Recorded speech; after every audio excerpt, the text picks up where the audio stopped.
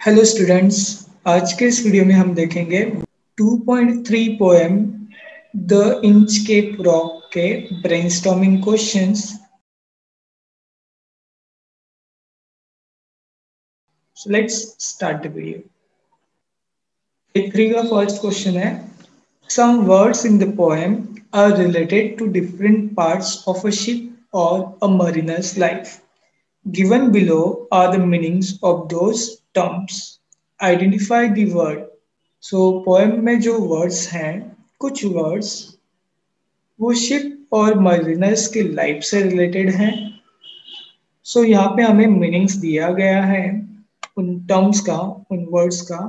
हमें वो word identify करने हैं। जैसे helps in steering the ship, ship को स्टीयर करने में, घुमाने में जो चीज हेल्प करता है तो क्या कहते हैं हम? Sails. B the lowest part of the ship, ship का जो लोवेस्ट सबसे नीचे जो पार्ट होता है उसको क्या कहा जाता है? Keel. C floating object that shows direction, ऐसा ऑब्जेक्ट जो पानी पे फ्लोट होते रहता है, तैरते रहता है और शिप को डायरेक्शन देता है, दिशा दिखाने का काम करता है, उसको कहा जाता है boy. D another name for a ship, ship का और कोई नाम। इसे तो बहुत सारे नाम मिलेंगे लेकिन पोएम में जो दिया है वही हमें यहाँ पे लिखना है। पोएम में है वेसल। ई सिंकिंग साउंड, डूबते समय जो चीजों का जो साउंड होता है उसके लिए का क्या वर्ड है? तो उसके लिए वर्ड है गर्गलिंग। नेक्स्ट देखते हैं ए फोर का first one, ballad. A ballad is a song that tells a story and it can be dramatic, funny और romantic. So ballad ये एक सॉन्ग है जिसमें स्टोरी बताई जाती है और वो स्टोरी ड्रामेटिक फॉर्म में, फनी या फिर रोमांटिक फॉर्म में बताई जाती है। Traditionally, the ballad has been considered a folkloric verse narrative which has strong associations with communal dancing. Generally, the term is used for a narrative poem which uses an elliptical and highly stylized mode of narration. The technique of repetition with variation may play an important part in it. So traditionally ballad जो है उसे फोकलोरिक यानी कि लोकगीत माना जाता है जिसमें नरेटिव यानी कि कहानी बताने के स्टाइल में इसको बताया जाता है और ये डांस के साथ, कम्युनल समाज का जो डांस है उसके साथ स्ट्रांगली एसोसिएटेड है, जुड़ा हुआ है। जनरली ये टर्म जो है वो नरेटिव पोएम के लिए यूज किया जाता है जो एलिप्टिकल और हाईली स्टाइलाइज्ड मोड होता है नरेशन का।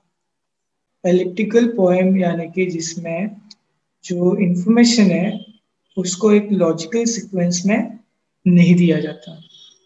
इसमें एक ही लाइन को जो है वेरिएशन में, अलग अलग फॉर्म में, अलग अलग स्टाइल में रिपीट किया जाता है। From the 18th century onwards, collection of folk or popular ballads began to be made. The form was taken up by some of the most influential poets of the late 18th century as folkloric form of expression. 18th century के onwards इस poems का collection began हो गया था और कुछ influential प्रभावी जो poets हैं उन्होंने 18th century के आखिर में इस folkloric form का, इस ballad form का यूज करना स्टार्ट किया था। A typical ballad consists of stanzas that contain a quatrain or four poetic lines. Some ballads have a refrain or repeated chorus just like a song does. The rhyme scheme adds musical quality to them.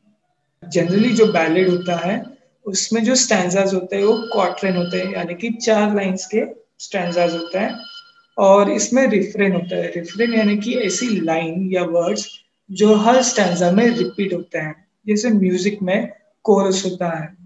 और इसमें rhyme scheme जो है poem की musical quality को add कर देता है।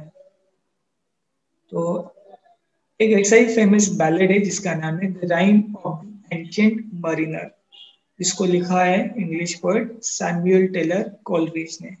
ST. Coleridge इस नाम से भी वो जाने जाते हैं। सेकेंड है इसमें A4 का second, select appropriate figure of speech from the box given below and complete the table. तो यहाँ पे कुछ फिगर ऑफ स्पीच दिए बॉक्स में, metaphor, alliteration, repetition, personification, inversion, simile, apostrophe और ओनोमेटोपिया। तो इनको करेक्ट लाइंस में मैच करना है। जैसे पहला दिया है एग्जाम्पल, पोएम में से लाइन है, sir Ralph the rover tore his hair. तो इस लाइन में कौन सा फिगर ऑफ स्पीच है? इसमें एलिट्रेशन है। एलिट्रेशन क्या होता है? जिसमें पर्टिकुलर लेटर जो है उसका साउंड रिपीट किया जाता है थ्रू आउट द लाइन में। तो जब हम इस लाइन को पढ़ते हैं तो र साउंड रिपीट होते हुए हमें दिखाई देगा। सर, राल, रोवर, टोर, हेयर। सो र साउंड जो कंसोनेंट साउंड है वो यहाँ पे रिपीट हो रहा है। सो एलिट्रेशन यानी कि the sound of letter is repeated for poetic effect. Poetic effect के लिए एक पर्टिकुलर लेटर का साउंड जो है वो रिपीट किया जाता है लाइन में। सेकेंड देखते हैं, no stir in the air, no stir in the sea. इस लाइन में रिपीटेशन ये फिगर ऑफ स्पीच यूज किया गया है। रिपीटेशन का ध्यान देना, स्पेलिंग सही से आपको लिखना है, स्पेलिंग में मिस्टेक नहीं होना चाहिए। रिपीट ये वर्ड अलग है और रिपीटेशन ये वर्ड अलग है। एलिट्रेशन के जैसे ही यहाँ ये भी, इसमें वर्ड्स ऑफ फ्रेजेस रिपीट किए जाते हैं पोएटिक इफेक्ट के लिए। तो इस लाइन में नो स्टर, नो स्टर ये रिपीट किया गया है। रिपीटेशन में हम प्रीपोजिशंस और आर्टिकल्स को काउंट नहीं करते। Third, on a boy in the storm it floated and swung. इस लाइन में पर्सोनिफिकेशन ये फिगर ऑफ स्पीच यूज किया गया है क्योंकि बॉय ये एक ऑब्जेक्ट है, नॉन लिविंग थिंग है, इनएनिमेटेड थिंग है, जिसको फ्लोटिंग और स्वंग ये ह्यूमन क्वालिटी दी गई है। पर्सोनिफिकेशन जिसमें नॉन लिविंग थिंग को ह्यूमन क्वालिटी दी जाती है या ह्यूमन एक्शन दिया जाता है। Human quality is given to non animated thing. Fourth one है, down sang the bell with a gurgling sound। So ये फोर्थ में ओनोमेटोपिया ये फिगर ऑफ स्पीच यूज किया गया है। स्पेलिंग आपको ध्यान से लिखना है। पढ़ते समय ओनोमेटोपिया पढ़ा जाता है, लिखते समय ओनोमेटोपोइया। इस तरीके से आपको याद रखना है इसे। ओनोमेटोपिया इस फिगर ऑफ स्पीच में लाइन में कोई वर्ड साउंड या म्यूजिक एक्सप्रेस करेगा। यहाँ पे वर्ड गर्गलिंग जो है वो साउंड एक्सप्रेस कर रहे हैं या म्यूजिक एक्सप्रेस कर रहे हैं पोएम में। फिफ्थ फिगर ऑफ स्पीच है, the devil below ringing his nail. इस लाइन में मेटाफर ये फिगर ऑफ स्पीच यूज किया गया है। मेटाफर जिसमें दो अलग चीजों का कंपैरिजन किया जाता है और वो कंपैरिजन हिडन होता है।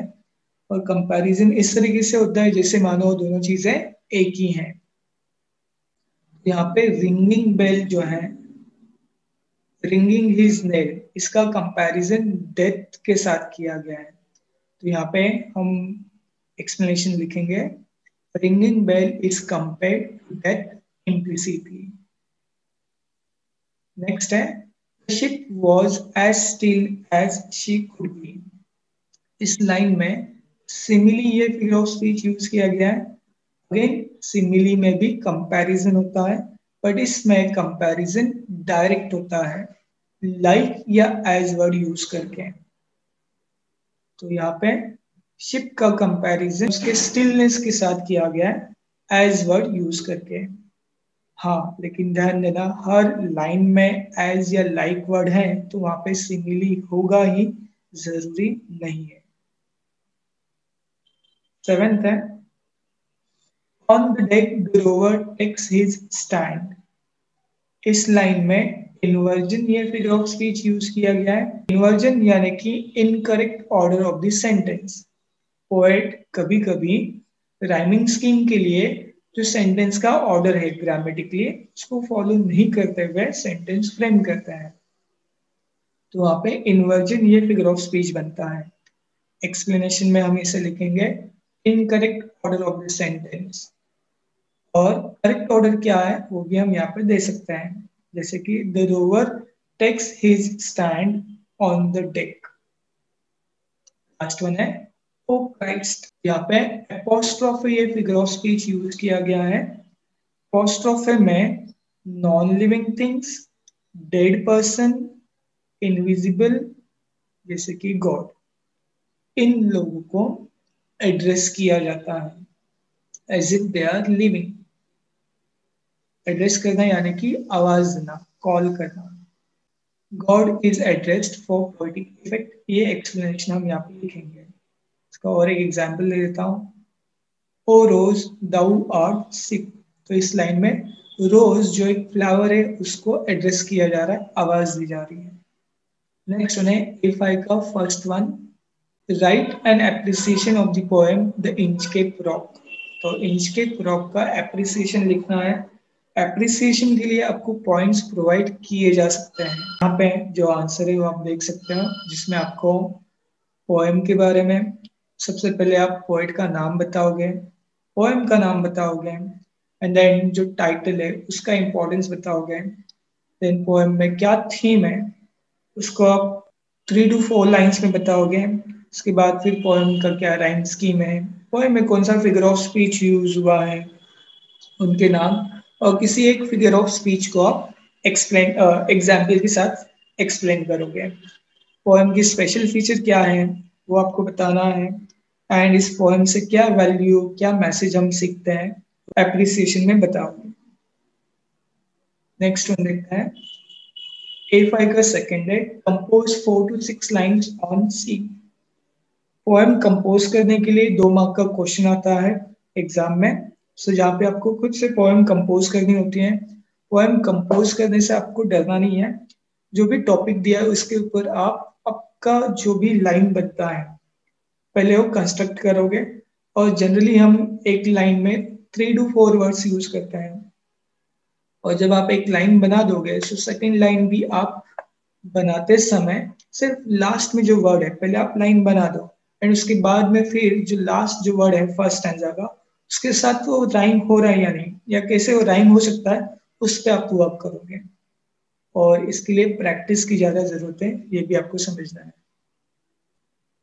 नेक्स्ट वन देखते हैं A6 का फर्स्ट वन है, expand the ideas on your own on the following topics.